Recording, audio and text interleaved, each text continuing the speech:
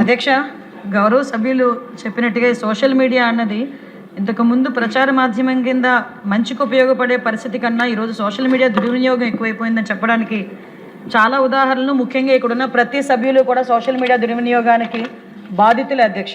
ఎందుకంటే ఇక్కడ సీఎంఆ పిఎంఆ అన్నది సంబంధం లేదు, అంటే చిన్నపిల్లల పెద్దవాళ్ళ అన్నది కూడా సంబంధం లేదు, ఆడమగ సంబంధం లేదు. వాళ్ళకి నోటికి వచ్చినట్టు వార్తలు ఇష్టానుసారంగా సోషల్ మీడియాలో రాయటం, అదేవిధంగా వ్యక్తిత్వ హననం చేయటం, అసత్య ప్రచారం చేయటం, అదేవిధంగా క్యారెక్టర్ అసోసియేషన్ చేయటం, ఇవన్నీ కూడా చాలా ఎక్కువగా జరుగుతున్న నేపథ్యంలో దీని తాలూకా అంటే ఇంపార్టెన్స్ని బేస్ చేసుకుని గౌరవ ముఖ్యమంత్రి గారు కూడా దీని మీద ప్రత్యేకంగా ఒక చట్టాన్ని తీసుకురావాలనే ఉద్దేశంతోనే ఒక జీవోఎంను కూడా ఏర్పాటు చేయడం జరిగింది అధ్యక్ష. సుమారుగా 6 మంత్రులున్న ఒక జీవోఎం కూడా దీని మీద చాలా ఎక్కువగా దీని మీద మీటింగ్స్ కూడా కండక్ట్ చేయడం జరిగింది. 2 సార్లు మీటింగ్ కూడా కండక్ట్ చేయడం జరిగింది.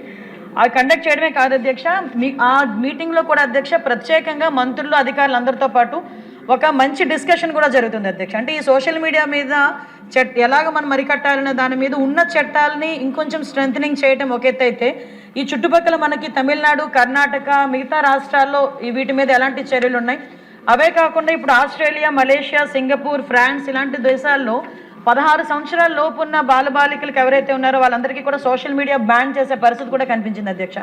అక్కడ వాళ్ళు ఎలా చేశారో అదే సిస్టమ్ని కనుక మనం ఇక్కడ చేయగలిగితే మనం ఎంతవరకు చేయగలం, మన లా అంతవరకు మనకి సమర్థిస్తుంది అనే విషయాల మీద కూడా ప్రత్యేకంగా దీని మీద దృష్టి పెట్టడం జరిగింది అధ్యక్ష. దాంతోపాటు అధ్యక్ష ఫస్ట్ టైం ఇప్పుడు కంప్లైంట్స్ ఆఫీసర్స్ ఎవరైతే ఉన్నారో, అంటే ఇప్పుడు మనకి ఈ ట్విట్టర్ కానీ, ఫేస్బుక్ కానీ, ఇన్స్టా కానీ వీటన్నిటికీ సంబంధించి ఈ గూగుల్ మేటా ఎక్సెట్రా వీళ్ళందరికీ కూడా కంప్లైంట్స్ ఆఫీసర్స్ని నెక్స్ట్ మా జీఓఎం మీటింగ్ కూడా వాళ్ళందరినీ కూడా పిలవడం జరిగింది అధ్యక్ష. వాళ్ళందరూ వచ్చిన తర్వాత వాళ్ళందరూ ఇచ్చిన సూచనలు సలహాలు మేరకు కూడా ఒక కార్యక్రమాన్ని కూడా ఏర్పాటు చేస్తాం అధ్యక్ష. ఇందాక సభ్యులు మేడం ఒక మాట అన్నారు, గౌతు శిరీష గారు, ఈ సోషల్ మీడియాకి సంబంధించి రసీదు ఇస్తున్నారు కానీ పోలీసులు రెస్పాండ్ అవ్వట్లేదని దయచేసి సభ్యులు కూడా గమనించాలి అధ్యక్ష.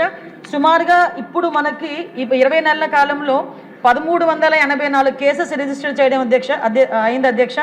1601 మంది అక్యూజ్డ్ ఉంటే 1067 మందిని అరెస్ట్ చేయడం జరిగింది అధ్యక్ష. అయితే గౌరవ సభ్యులకి ఇది ఇంపార్టెంట్ అధ్యక్ష, ఒక్క నిమిషం నాకు టైం ఇవ్వండి. ఎందుకంటే మనకి బిఎన్ఎస్ సెక్షన్ ప్రకారం అధ్యక్ష దీనికి సంబంధించి 299 సెక్షన్ 299 కానీ, సెక్షన్ 300 కానీ, సెక్షన్ 351 కానీ ఇవన్నీ చూసుకుంటే అధ్యక్ష సెక్షన్ 353, సెక్షన్ 356, సెక్షన్ 196 ఇవన్నీ కూడా అధ్యక్ష మనకి 7 సంవత్సరాల లోపు శిక్ష ఉన్నది సెక్షన్స్ అధ్యక్ష. ప్రతి సోషల్ మీడియాలోని కూడా ఎక్కడైనా ఏమైనా కొంచెం మనకు అపకీర్తి పెట్టినట్టు కానీ, క్యారెక్టర్ అసోసియేషన్స్ కానీ అలాంటివి జరిగినా ప్రతి దానికి కూడా కేసు అయితే ఉంది అధ్యక్ష. దానికి సంబంధించి కేసులు కడుతున్నాం. కాకపోతే చాలా మందిలో ఉన్న ఒక అపోహ ఏంటంటే అరెస్టులు చేయట్లేదు అన్నది ఒక అపోహ ఉంది అధ్యక్ష. దీనికి సంబంధించి 41A నోటీస్ ఇచ్చి ఛార్జ్ షీట్ ఇచ్చి ఇమీడియట్గా కోర్టుకి కూడా సబ్మిట్ చేసుకునే పరిస్థితులు కనిపిస్తున్నాయి అధ్యక్ష. బిఎన్ఎస్ దానివల్ల ఇప్పుడు ఇంకొంచెం చట్టాలను కఠినతరం చేయాలనే ఉద్దేశంతోనే ఈరోజు జీవోఎంను కూడా ఏర్పాటు చేసుకుని యాజ్ ఎర్లీ యాజ్ పాసిబుల్ దాన్ని అసెంబ్లీకి తీసుకొచ్చే పరిస్థితి కూడా తీసుకొస్తామని గౌరవ సభ్యులు కూడా తెలియజెప్పుకుంటున్నాం అధ్యక్ష. ఓకే అండి. Next question 1144 BC welfare minister గారు. ధన్యవాదాలు అధ్యక్ష. ఒకటో ప్రశ్నకు లేదండి. అయితే నేత కార్మికుల ఉత్పాదకతకు, నాణ్యతకు మరియు ఆదాయాన్ని మెరుగుపరచడానికి చీరాల చేనేత క్లస్టర్ కోసం జాతీయ గ్రామీణ జీవనోపాధి మిషన్ కింద NRLM కింద 4.17 కోట్ల మొత్తాన్ని మంజూరు చేయడం అనేది శిక్షణకు కూడా ఈ కార్యక్రమంలో ఒక ముఖ్యమైన భాగం. రెండో ప్రశ్నకు అవునండి. మూడో ప్రశ్నకు అవునండి. ఇటీవల GST 2.0 సంస్కరణ సందర్భంలో రాష్ట్రంలోని ఆప్కో మరియు ప్రాథమిక చేనేత సహకార సంఘాలు చెల్లించిన GST తిరిగి చెల్లింపుకు సంబంధించిన ప్రతిపాదనను పరిశీలిస్తున్నాం. నాలుగో ప్రశ్నకు రాష్ట్రంలోని చేనేత కార్మికులకు మద్దతు ఇవ్వడానికి ఈ క్రింద వివరించిన విధంగా సంక్షేమ మరియు పారిశ్రామిక అభివృద్ధి పథకాలు అమలు చేయబడుచున్నది. సంక్షేమ పథకాలు: సహకార చేనేత పొదుపు నిధి పథకం, చేనేత కార్మికులకు NTR పెన్షన్ భరోసా, ప్రాథమిక చేనేత సహకార సంఘాలకు నగదు పరిమితి, చేనేత కార్మికులకు మరియు మరమగ్గాలకు ఉచిత విద్యుత్తు.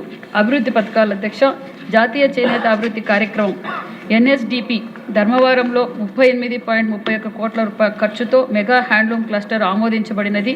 అదేవిధంగా పిఠాపురం మరియు మంగళగిరిలో 12 కోట్లతోనూ మరియు 22.35 కోట్ల కేటాయింపులో ప్రత్యేకత ప్రాజెక్టులకు ప్రతిపాదించడమైనది. చిన్న క్లస్టర్లకు అభివృద్ధికి SCDP ద్వారా 10.44 కోట్ల కేటాయింపుతో 10 క్లస్టర్లు మంజూరు చేయబడినది.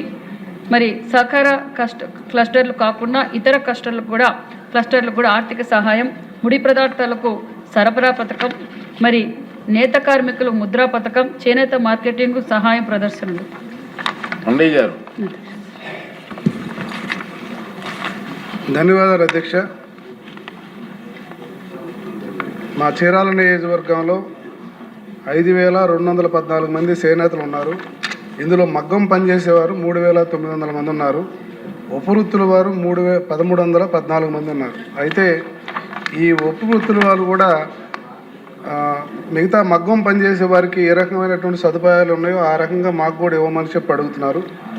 అలాగే మా చీరాల నియోజకవర్గంలో మొత్తం బాపట్లలో 71 సొసైటీలు ఉంటే ఇందులో చీరాల్లోనే 41 సొసైటీస్ ఉన్నాయి. అయితే ఈ సొసైటీస్ అన్నీ కూడా కరోనా వచ్చిన తర్వాత దెబ్బతిన్నాయి. దాంట్లో భాగంగా వాళ్ళు అడుగుతున్నది ఏంటంటే మార్కెటింగ్ ఇన్సెంటివ్స్ ప్లస్ బకాయిలు ఇవన్నిటిని కూడా సకాలంలో చెల్లించమని చేస్తున్నారు. అలాగే ఈ నియోజకవర్గంలో అంటే రాష్ట్ర వ్యాప్తంగా ఉన్నటువంటి ఒక సమస్య, వీళ్ళు చీరాల కార్మికులకి ఇంతకుముందు ఆరోగ్య నిమిత్తం హెల్త్ ఇన్సూరెన్స్ ఇచ్చేవాళ్ళం, అదేమన్నా స్టార్ట్ చేస్తారా అని అడుగుతున్నారు. అలాగే రాష్ట్ర వ్యాప్తంగా చేనేతలకి హ్యాండ్లూమ్కి వచ్చేటప్పటికి 200 యూనిట్స్, అలాగే మరమగ్గాలకి 500 యూనిట్స్ ఇవ్వడం, దీనికి ప్రత్యేకంగా ముఖ్యమంత్రి గారికి, ఉప ముఖ్యమంత్రి గారికి, లోకేష్ బాబు గారికి, మరి అలాగే విద్యుత్ శాఖ మంత్రి వారికి వీళ్ళందరికీ ప్రత్యేకమైనటువంటి ధన్యవాదాలు తెలియజేస్తున్నాం. అలాగే ఇప్పుడున్నటువంటి మంత్రి గారు ఈ వర్గాలకి వీరు పెట్టే స్టాల్స్ విషయంలో కానీ, అలాగే శ్రీ వెంకటేశ్వర స్వామి వారి శాలువలు కూడా ఈ వర్గాలకు ఇవ్వటం కూడా ఒక మంచి శుభపరిణామం సార్. ఇవన్నీ కూడా ఇస్తున్నాం. ఇంకా వాళ్ళకి కొన్ని కోరికలు ఉన్నాయి, వాటన్నిటి కూడా మంత్రి గారికి కూడా తెలుసు. వాటిని కూడా ఎప్పుడు చేస్తారు, ఎలా చేస్తారు అనేటువంటి విషయాన్ని అడుగుతున్నారు. కాబట్టి ఈ వర్గాలకి ఇప్పటికే చాలా వరకు మేలు చేసినట్టుగా మనం భావిస్తున్నాం. ఇంకా కొన్ని కోరికలు, ఆశలు వాళ్ళకు ఉన్నాయి. వాటిని దృష్టిలో పెట్టుకొని రాబోయే రోజుల్లో ఆ సమస్యలు కూడా తీరుస్తారని చెప్పేసి మీ ద్వారా ఆశిస్తున్నాను. నమస్కారం. ధన్యవాదాలు అధ్యక్ష. మరి సభ్యులు అడిగినట్లుగానే మరి ఉపకృతులు చేసే వారికి కూడా ఈ సంక్షేమ పథకాలన్నీ అందుతాయన్న విషయం కూడా తెలియజేస్తున్నాం అధ్యక్ష. అంతేకాకుండా మరి అతి తక్కువ కాలంలోనే అంటే అధ్యక్ష ఈరోజు ఈ సంఘాల బకాయిల విషయంలో ఆలోచిస్తే ఏం జరిగిందంటే గత ప్రభుత్వం ఆప్కోను కూడా వదిలిపెట్టలేదు అధ్యక్ష. చిన్న సంస్థ ఆప్కో అయినా ఆప్కో మీద కూడా మరి కేంద్రం నుంచి 120 కోట్ల నిధులు తీసుకొచ్చి మళ్ళీ చేయడంతో ఈరోజు ఆప్కో పరిస్థితి దారుణమైన పరిస్థితి వచ్చింది అధ్యక్ష. ఇప్పుడిప్పుడే మరి ఆప్కో సొసైటీల ద్వారా తీసుకున్న బకాయిలు కూడా ఒక్కొక్కటిగా చెల్లించుకుంటూ వస్తున్నాం అధ్యక్ష. మరి సభ్యులు అడిగినట్లుగా మరి హెల్త్ ఇన్సూరెన్స్ విషయం అడిగారు అధ్యక్ష. అది ముఖ్యమంత్రి చంద్రబాబు నాయుడు గారు బడిగిన వర్గాల అందరికీ యూనివర్సల్ హెల్త్ పాలసీ కూడా తీసుకురావడం కూడా జరుగుతుందన్న విషయం కూడా తెలియజేస్తూ మరి ఇంకా ఏదైతే చేనేతలు గతంలో 14-19లో స్వర్ణయుగంలో జరిగింది అధ్యక్ష.